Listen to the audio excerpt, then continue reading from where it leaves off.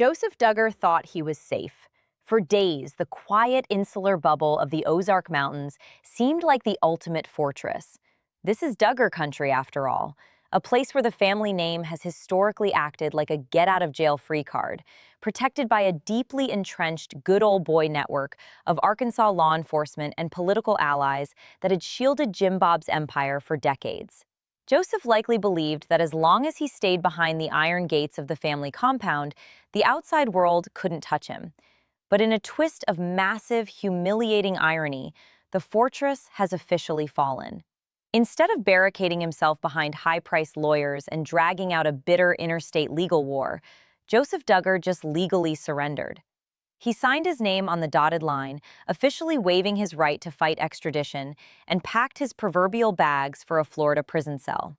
The golden boy of the Duggar family didn't just get caught, he completely gave up. Before we dive into the explosive insider reports about what really went down behind the scenes of this surrender, make sure you hit that like button and subscribe to the channel.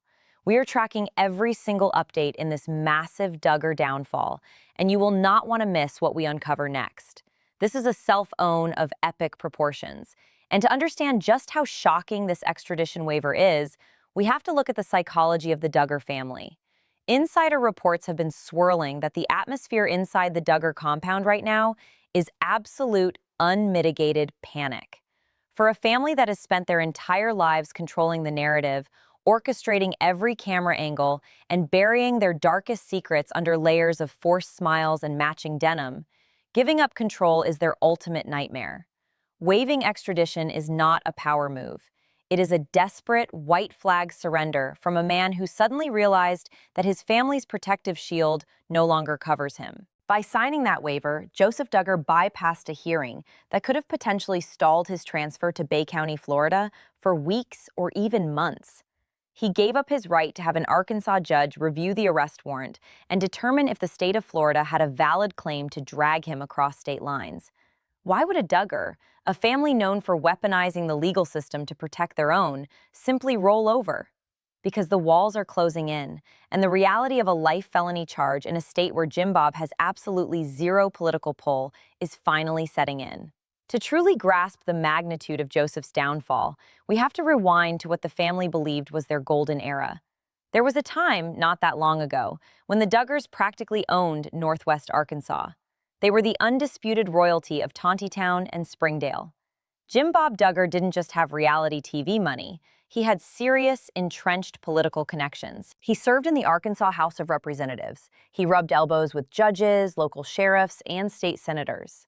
The family had an army of lawyers on speed dial and a massive platform that brought millions of dollars into the local economy. They operated with a chilling level of total impunity.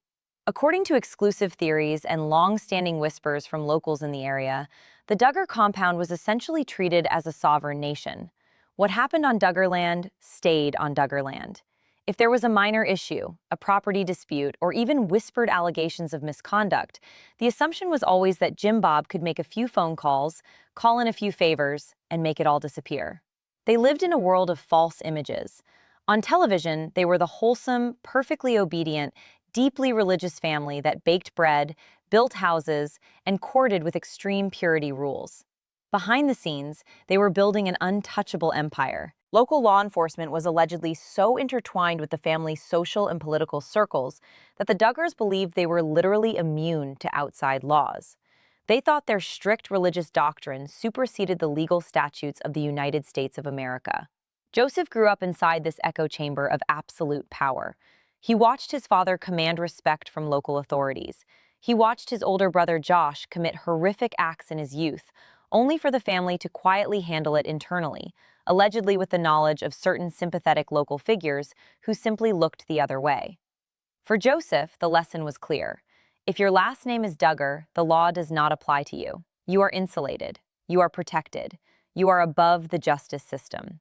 Jim Bob didn't just have friends. He had a machine. Back in the early 2000s, before the massive TLC fame truly hit its peak, Jim Bob learned exactly how the levers of local power operated. When 19 Kids and Counting exploded, transforming them from local oddities into global reality television superstars, that political knowledge was weaponized. The money flowed in, and so did the influence. Insider reports detail how local businesses relied on the Duggar economic engine. If the Duggars were filming at your car lot, your thrift store, or your restaurant, it was free national advertising. You didn't cross the Duggars because crossing them meant cutting yourself off from the golden goose. This economic and political chokehold created an environment where local law enforcement was heavily disincentivized to look too closely at the compound. Exclusive theories suggest that over the years, multiple minor infractions by various Duggar family members were quietly handled off the books. A speeding ticket here, a zoning violation there, it all magically disappeared. This is the environment Joseph was raised in. His fundamental understanding of the criminal justice system was that it was a system designed to punish outsiders, not the righteous, wealthy, and politically connected elite of Tontitown. But empires never fall overnight. They crumble slowly, and the Duggars completely ignore the massive structural cracks forming right under their feet. The turning point, the moment the Arkansas Protective Shield officially shattered, happened in November 2019, when Homeland Security investigations raided Josh Duggar's wholesale car lot. It sent a shockwave through the entire family. For the first time, Jim Bob's local connections were absolutely useless. You cannot call the local sheriff to call off federal agents. The feds do not care about your TLC contract, and they certainly do not care about your standing in the local megachurch. That raid proved that the family was no longer untouchable. Josh was arrested, tried, and sentenced to over 12 years in federal prison. Yet, in a display of breathtaking arrogance, the rest of the family, particularly Joseph, seemed to believe that Josh's downfall was an isolated incident. Insider reports suggest that there was a pervasive attitude within the compound that Josh was the anomaly, the black sheep whose sloppiness and direct defiance of the rules brought the feds to their doorstep. Joseph, on the other hand, had cultivated a pristine image.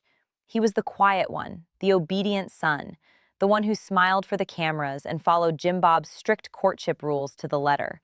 He arrogantly assumed that his cleaner public persona would act as a secondary shield.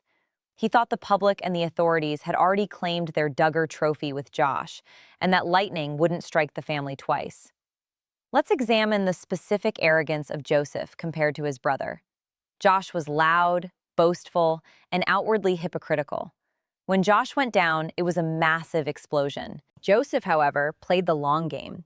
He married Kendra, a woman who perfectly fit the Duggar mold of cheerful, unquestioning obedience. They started having children in rapid succession, projecting the ultimate image of the next generation of Duggar perfection. Joseph thought his compliance to Jim Bob's rules was an insurance policy against disaster.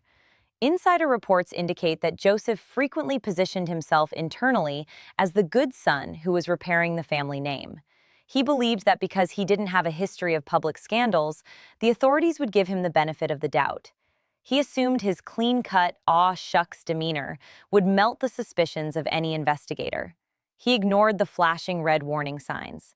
He watched his brother get carted off to a federal facility, watched his family's television empire get completely canceled, and yet he still thought he was safe. He still believed in the myth of the Duggar compound. He failed to realize that the 2019 raid didn't just take down Josh. It completely dismantled the intimidation factor the Duggars held over local law enforcement. The spell was broken. The local police realized that if federal agents could march into Duggar territory and secure a conviction, the family was bleeding. They were vulnerable.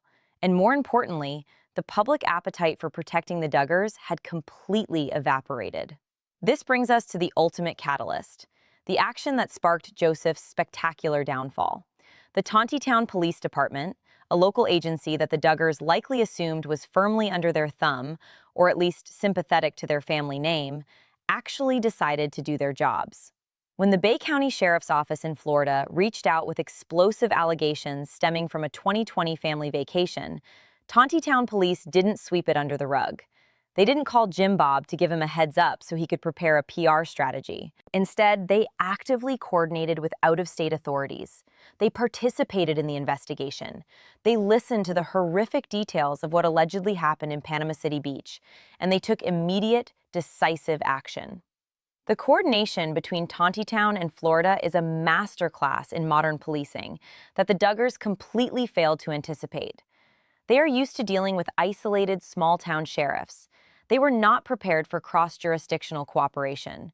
When Tontitown police received the information from Florida, they didn't hesitate. They facilitated a controlled phone call. They had the victim's father confront Joseph while a detective was secretly listening on the line. This is a classic, highly effective investigative technique, and Joseph, completely blinded by his own arrogance and assumption of safety, walked right into the trap. Exclusive theories suggest that during that phone call, Joseph fell back on the only defense mechanism he knew: the Duggar apology. In their cult-like religious structure, admitting fault to a family member, asking for forgiveness, and praying over it is supposed to wipe the slate clean. It works in the compound, it works on their television show, but it is an absolute death sentence in a court of law. By allegedly admitting his actions to the father on a recorded, monitored line, Joseph didn't find spiritual redemption. He handed the state of Florida a signed confession wrapped in a bow. His belief that a simple apology could erase a felony is the ultimate proof of how deeply disconnected the Duggars are from the real world. He genuinely thought he could manage the situation like a minor dispute. The sudden realization that his words were being used to draft an arrest warrant must have been the moment the blood drained from his face. The image of Joseph Duggar being dragged out of his safe haven in handcuffs is a stark, devastating contrast to the untouchable image he grew up believing in. The Tontitown police executed the arrest warrant with chilling efficiency. The local good old boy network completely failed him. When the chips were down, the badge mattered more than the Duggar name.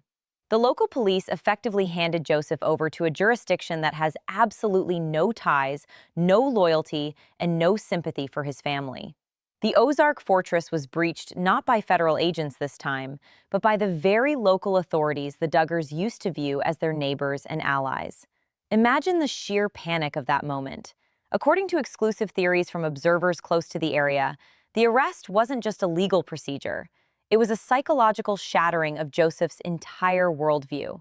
For 31 years, he has existed in a heavily curated, tightly controlled environment. Every problem was solved by a family meeting, a stern talking to by Jim Bob, or a private prayer session. Suddenly, he is facing the cold, hard reality of the criminal justice system. The very people who used to wave at his family at church, the local deputies who perhaps once provided security escorts for their massive public events, were now reading him his Miranda rights. The betrayal he must have felt is profound, but it is a betrayal born entirely of his own family's immense hubris. He was transported to the Washington County Detention Center, a facility his family knows all too well. Sitting in that cell, the isolation must have been crushing. There were no cameras to smile for, no carefully scripted TLC confessionals to manipulate the audience's sympathy. It was just Joseph, the concrete walls, and the looming shadow of a life felony charge in a state over 600 miles away. The realization that Jim Bob's money and influence couldn't unlock that cell door is the very definition of a rude awakening. This is where the extradition waiver comes into play, and it is a fascinating piece of legal strategy, or lack thereof. When a fugitive is arrested in one state for a crime committed in another, they have the constitutional right to demand an extradition hearing. It is a formal process where the asylum state requires the demanding state to prove that the person in custody is indeed the fugitive named in the warrant, and that the paperwork is legally sound. It is a hurdle. It takes time. And for a family with unlimited resources like the Duggars, it is precisely the kind of legal loophole they would normally exploit to the absolute maximum. In the immediate aftermath of his arrest, the rumor mill was working in overdrive. Insider reports suggested that the Duggar War Room was activated. The expectation was that Jim Bob would swoop in with top-tier extradition lawyers. The theory was that they would fight this transfer tooth and nail, turning it into a bitter, drawn-out interstate legal battle. They could claim procedural errors. They could claim persecution. They could file motion after motion to stall the inevitable. The goal wouldn't necessarily be to win the extradition fight, because you rarely do, but to buy time. Time to craft a narrative, time to intimidate witnesses, time to figure out a way to spin this horrific situation into a test of faith. There was a palpable sense of hubris in those first 48 hours. The public watched and waited, expecting the classic Duggar playbook of deny, delay, and deflect. But then Friday morning arrived, and court documents revealed the shocking truth. Joseph formally waived his right to an extradition hearing. He signed the paperwork. He gave up without a single legal punch thrown. Why? Why would a family that fights everything suddenly capitulate? Exclusive theories suggest that the reality of the evidence coming out of Florida is so overwhelming, so utterly damning, that even Jim Bob's high-priced legal team told them a fight was futile. Furthermore, dragging out an extradition hearing in Arkansas would mean keeping the story front and center in the local media. Every day Joseph sat in the Washington County Jail fighting the transfer would be another day of news vans parked outside the compound, another day of brutal headlines in his hometown. Joseph's decision to waive extradition is a desperate attempt at damage control, disguised as cooperation. He isn't surrendering because he wants to face the music. He is surrendering because the music in Arkansas has become deafening. He believes that by speeding up the process and getting shipped off to the Florida Panhandle, he can somehow reset the news cycle. He thinks he can escape the intense, microscopic scrutiny of the Ozark media and hide in the swampy anonymity of the Bay County legal system. But he is making a catastrophic miscalculation. He is trading a local jail where he still has family visitors for a prosecutor's office that actively wants to make an absolute example out of him. The first act of this tragedy has concluded with a signed piece of paper, but the nightmare waiting for him in Florida is only just beginning. The initial assumption, the absolute bedrock expectation of anyone who has followed the Duggar family's legal machinations over the years, was that this was going to be an all-out war. When Joseph was first booked into the Washington County Detention Center, insider reports completely flooded the internet, painting a picture of absolute chaos and immediate, aggressive mobilization back at the Duggar compound. The prevailing theory was that Jim Bob Duggar had immediately activated his legendary legal war room. We are talking about a patriarch who has spent the last 2 decades treating his family like a multi-million-dollar corporation. You do not just arrest a senior member of the Duggar Board of Directors without expecting a massive, heavily funded, scorch-the-earth legal retaliation. The expectation was clear. Jim Bob was going to hire the most ruthless, high-profile extradition specialist money could buy, and they were going to turn this transfer into an agonizing, months-long interstate circus. The hubris radiating from the Duggar camp in those first 48 hours was supposedly palpable. Exclusive theories from sources connected to the local Arkansas legal scene suggested that the initial strategy was to fight the extradition on every conceivable procedural ground. They were going to demand absolute proof of identity. They were going to challenge the validity of the Florida warrant. They were going to claim that Joseph was the victim of a coordinated, malicious persecution campaign by a media-hungry, out-of-state police department. The Duggar playbook has always relied on the sheer financial endurance of their legal defense. They believed they could simply outspend, outlitigate, and outstall the Bay County Sheriff's Office until the public lost interest or a technicality magically appeared to save the day. For a family so deeply insulated by their own manufactured reality, the idea that they had gotten away with it for so long gave them a false sense of absolute invincibility. They genuinely believed that the same strategies that kept them protected from zoning laws, child labor complaints, and minor scandals back in their reality television heyday would somehow work against a major felony investigation crossing state lines. But then came the leak. The absolute bombshell that completely shattered the illusion of a united, powerful Duggar legal front. On Friday morning, the local court docket was updated, and court documents officially revealed the stunning truth. Joseph Duggar, the pristine golden boy, the obedient soldier of the Duggar Empire, had formally signed a waiver of extradition. He stood in front of a magistrate, or sat in a bleak interrogation room with his newly appointed counsel, and he completely capitulated. He voluntarily relinquished his right to an extradition hearing. He gave up without throwing a single punch, without filing a single motion, without offering a single word of defiance. The very family that sued government agencies, that fought tooth and nail to keep their police reports sealed, had just rolled over and exposed their underbelly.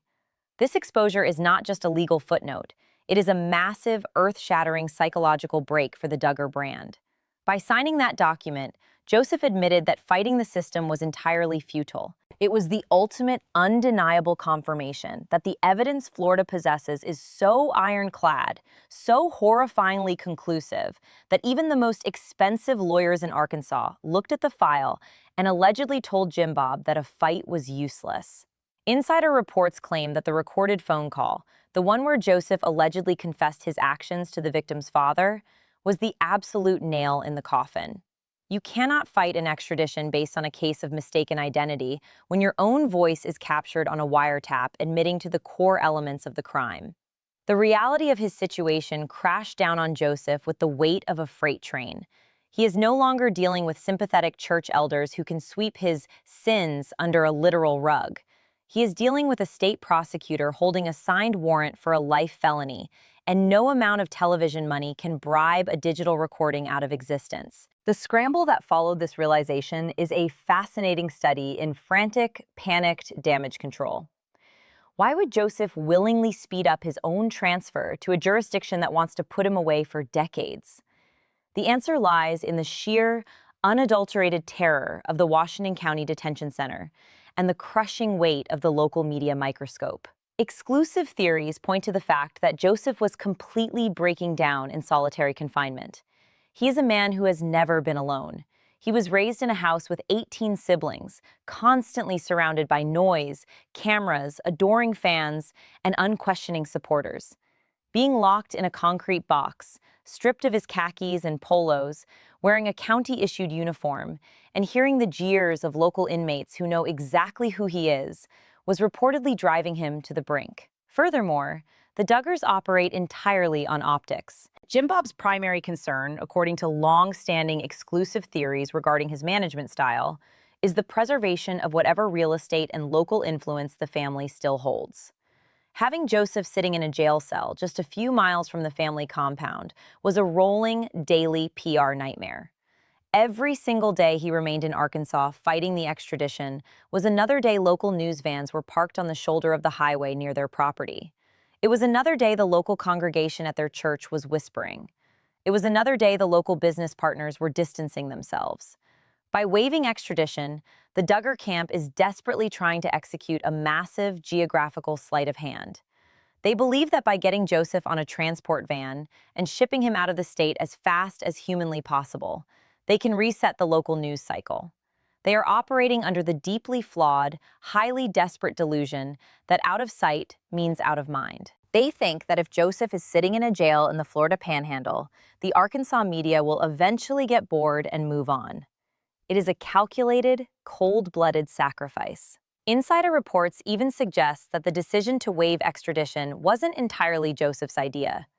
The theory is that immense pressure was applied internally to get him out of their backyard, to stop the bleeding of the family's local reputation, and to shift the battlefield to a place where the Duggars can quietly fade into the background. They are desperately trying to sever the visual link between the wholesome Duggar compound and the horrifying reality of a criminal defendant in a striped jumpsuit. But this scramble for damage control has led Joseph directly into the most dangerous, isolating trap imaginable. By heading to Bay County, Florida, he is committing the ultimate act of geographical suicide. Florida does not care about the Duggar name. Down in the Panhandle, 19 Kids and Counting is just an old television show, not a local economic powerhouse. The good old boy network of Tontitown does not extend to the swamps and beaches of the Gulf Coast.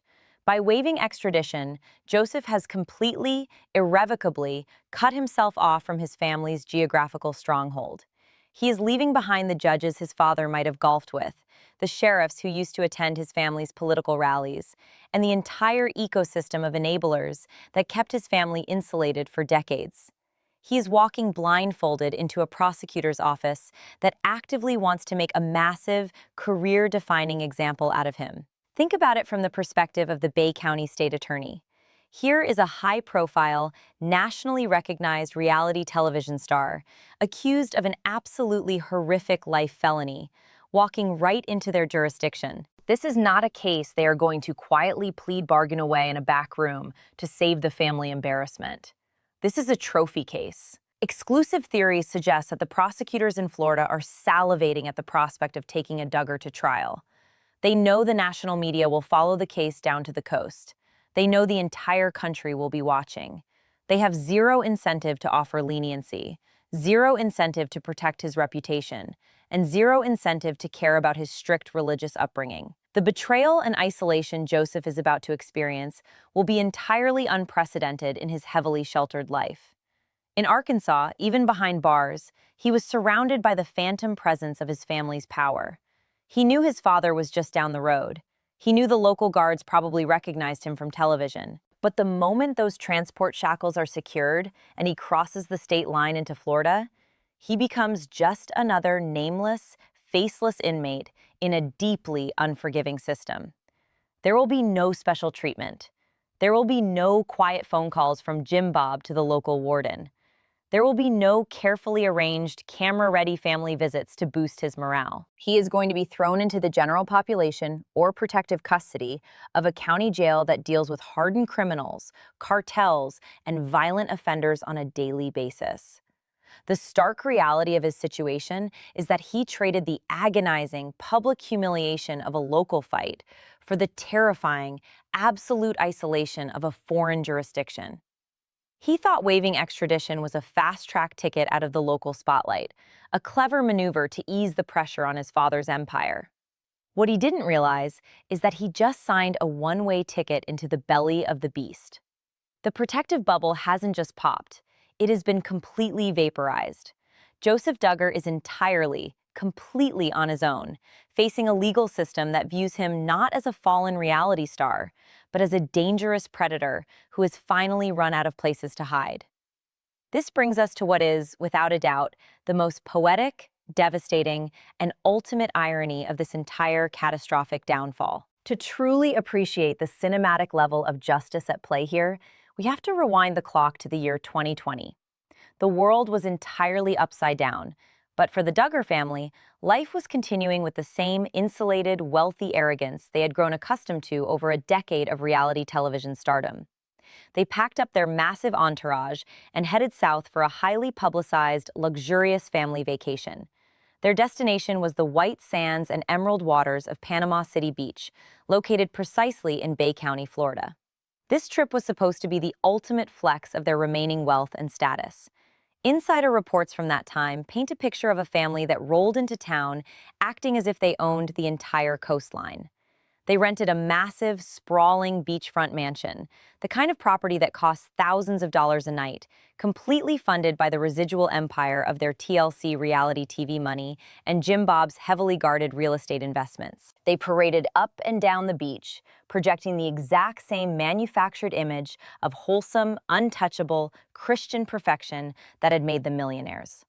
They took smiling photos on the balconies. They built sandcastles with the next generation of Duggar children. They went out for massive group dinners, turning every outing into a spectacle of their supposedly flawless family dynamic. Exclusive theories suggest that the entitlement radiating from the family during this 2020 trip was absolutely off the charts. They were untouchable tourists, bringing their brand of Ozark royalty down to the Florida Panhandle, completely oblivious to the fact that the ground beneath them was entirely different from the sheltered compound back in Arkansas. Joseph Duggar was right there in the middle of it all, soaking in the Florida sun, enjoying a luxurious private getaway, completely shielded by his father's deep pockets and the family's lingering fame. Now, cut to the present day. Let the absolute crushing reality of his current situation sink in. That exact same location, the very same Bay County where he lounged on a private balcony overlooking the Gulf of Mexico, is about to become the site of his total, absolute public and legal destruction. The geographical irony is so thick you could cut it with a knife. He is not returning to Panama City Beach in a luxury air-conditioned tour bus with a camera crew documenting his every smiling moment. He is returning in the back of a heavily armored, stiflingly hot prisoner transport van, shackled at the wrists and ankles, wearing a brightly colored county-issued jumpsuit. He will cross the exact same county lines, perhaps even drive past the exact same beach access roads where his family once played. But this time, he will be viewing it through the reinforced wire mesh window of a corrections vehicle. Imagine the psychological torture of that journey. Every mile marker on the highway heading down through Alabama and into the Florida Panhandle is a reminder of the staggering heights he has fallen from. Insider reports suggest that the reality of this geographical shift is the exact thing that caused Joseph to completely break down behind closed doors in the Arkansas jail. The human mind tries to protect itself from trauma, but there is absolutely no way to compartmentalize the fact that your favorite vacation spot is about to become your permanent, inescapable nightmare.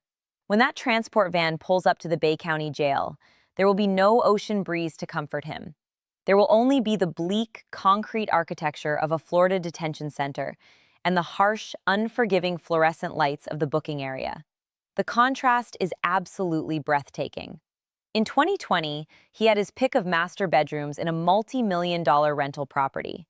Now, he will be assigned a steel bunk in a cramped, heavily guarded cell block. In 2020, he dined out on reality TV money, eating fresh seafood while fans occasionally asked for autographs. Now, he will be handed a plastic tray of jail food, surrounded by inmates who do not care about his television pedigree, and who will likely view a high-profile, sheltered reality star facing horrific allegations as an absolute target. The very beaches that were supposed to be a testament to his family's enduring success have completely transformed into the stage for his ultimate reckoning. But the irony extends far beyond just the physical location. It bleeds deeply into the legal realities of the state of Florida, which is arguably the absolute worst possible place in the entire country for a Duggar to face criminal charges. Jim Bob's entire empire was built on secrecy. It was built on the ability to tightly control the flow of information, to seal documents, to threaten lawsuits, and to quietly manage scandals internally before the public ever caught wind of them. Arkansas laws, combined with the family's local influence, often allowed them to operate in the shadows when things got rough. But Florida operates under the legendary Sunshine Law. This is a state with some of the most transparent, aggressively open public records laws in the entire world. Everything is public. Arrest reports, probable cause affidavits, court motions, jail logs, and often even the discovery evidence itself becomes available to the media with shocking speed. By waiving his extradition and speeding up his transfer to Bay County, Joseph hasn't just abandoned his local protection. He has thrown himself directly into a legal system that is designed to broadcast everything to the public. Exclusive theories circulating among legal analysts who follow the Duggar family indicate that Jim Bob's legal team is utterly terrified of the Florida discovery process. There will be no sealing these records. The moment Joseph is officially booked and arraigned in Bay County, the floodgates will open. Local Florida reporters, true crime bloggers, and national media outlets will have unfettered access to the gruesome, granular details of what allegedly happened on that 2020 vacation. Every single text message, every recorded phone call, every witness statement will be stripped of the Duggar PR spin and laid bare for the entire world to read. Furthermore, Florida courtrooms are notoriously open to cameras. While federal court, where his brother Josh was tried and convicted, strictly prohibits video recording, the state courts in Florida regularly broadcast high-profile trials live to the masses. If Joseph Duggar decides to plead not guilty and actually take this to a jury trial, he will be subjecting himself to a level of microscopic, real-time public humiliation that makes his family's canceled reality shows look like amateur home videos. He will have to sit at the defense table, day after day, while the prosecution meticulously destroys his carefully crafted image of the obedient, innocent son. Every bead of sweat, every panicked glance at his defense attorneys, every devastating piece of testimony will be captured in high definition and live-streamed directly into the homes of millions of people who used to watch his family sing hymns on TLC. This is the catastrophic reality of his extradition waiver. He thought he was escaping the pressure cooker of the Arkansas media, completely failing to realize that he was sprinting headfirst into a legal fishbowl where transparency is written into the state constitution. Insider reports claim that the realization of this fact has sent massive shockwaves through the Duggar compound back in Tontitown. The family war room is allegedly operating in a state of sheer, unadulterated panic, desperately trying to figure out how to spin a narrative in a state where they cannot control the journalists, cannot control the judges, and cannot hide the evidence. The strategy of simply paying off the right people or intimidating victims with the sheer weight of the Duggar name is entirely useless here. The state attorney's office in the 14th Judicial Circuit of Florida handles serious, violent felonies on a massive scale. They are not intimidated by reality television stars. In fact, exclusive theory suggests that prosecutors view this case as a slam dunk, an opportunity to demonstrate that nobody is above the law, regardless of how many magazine covers they have graced or how many megachurch congregations they have addressed. They are meticulously building a case designed to guarantee a maximum sentence, ensuring that the next time Joseph Duggar sees the emerald waters of the Gulf Coast, it will be decades from now, if ever. We also have to deeply examine the psychological toll this is taking on the people Joseph left behind, specifically his wife, Kendra. Kendra was brought into this family under the strict cult-like premise that if she was flawlessly submissive, joyfully available, and perpetually pregnant, she would be protected and provided for by the Duggar patriarchs. She fulfilled her end of the bargain. She smiled through every awkward television interview. She birthed a string of children, and she maintained the absolute illusion of the perfect Duggar marriage.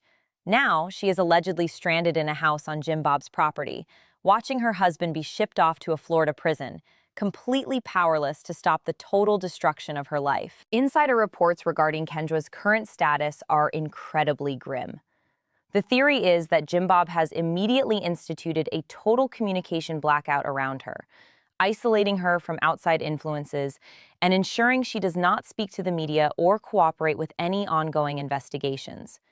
She is effectively a prisoner of the Duggar brand, trapped in a rapidly collapsing empire, forced to rely on the very men who led her husband into this disaster. The betrayal she must be feeling is unimaginable, yet in the patriarchal structure of their fundamentalist religion, she has absolutely no voice, no financial independence, and no way out. She is collateral damage in Joseph's spectacular downfall, left to sweep up the shattered pieces of a false image that she dedicated her entire adult life to maintaining. The ripple effects of this extradition are going to completely rewrite the legacy of the Duggar family. For years, 19 Kids and Counting and its spin-off, Counting On, were presented as quirky, fascinating looks into a massive, hyper-religious family. Even after the initial scandals involving Josh broke, the network and the family desperately tried to pivot. They tried to present the older, married siblings as the new, uncontaminated face of the brand. Joseph was a massive part of that strategy. He was the quiet reset button. He was the proof that the Duggar child-rearing methods actually worked, that Josh was just an isolated glitch in an otherwise perfect system. But with Joseph now facing a life felony in Florida, that entire narrative has been incinerated. It is no longer a story about one bad apple. It is a story about a deeply rotten, fundamentally corrupted orchard.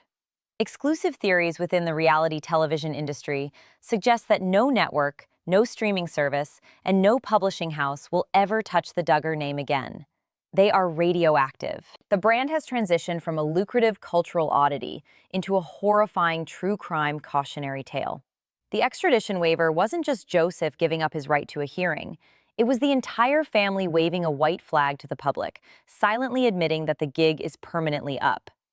When the heavy steel doors of the Bay County Jail slam shut behind him, it will echo the final, definitive end of the Duggar era. The money cannot save him. The political connections are entirely useless across state lines. The pristine polo shirt-wearing image has been replaced by an orange jumpsuit and a pair of handcuffs. He is isolated, terrified, and staring down the barrel of a legal system that is completely immune to his family's historic manipulation tactics. The ultimate irony of Panama City Beach is that the very place the Duggars chose to flaunt their untouchable wealth is going to be the exact location where they are finally, brutally forced to pay the ultimate price. The Ozark fortress has fallen. The good old boy network has officially expired. Joseph Duggar is headed to Florida to face the absolute harshest music imaginable, and the silence from the Tontitown compound is deafening. They know it is over. He knows it is over. The only thing left to determine is just how many decades he will spend paying for the arrogance of believing he was above the law. Do you think waiving extradition was a massive legal mistake, or is Joseph just desperate to get out of solitary confinement? Tell me what you think below.